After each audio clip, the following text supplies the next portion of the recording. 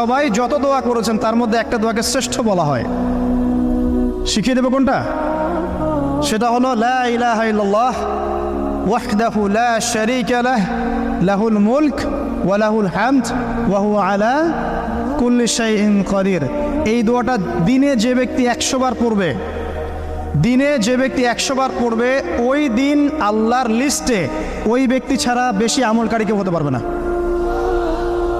তবে সেই ব্যক্তি ব্যতীত যে এর চেয়ে বেশি পড়েছে, কেউ 200 300 500 পড়েছে, তখন সে বেশি র্যাঙ্কিংয়ে শীর্ষে চলে যাবে আর কি। মিনিমাম 100 বার। আরও ফজিলত হচ্ছে 100 বার যদি আপনি পড়েন, ওই দিন শয়তান আপনাকে স্পর্শ করতে পারবেন ইনশাআল্লাহ। এবং আপনার আমলনামা থেকে 100 গুনাহ মিটিয়ে ফেলা হবে, 100 নেকি লিখে দেওয়া হবে ইনশাআল্লাহ।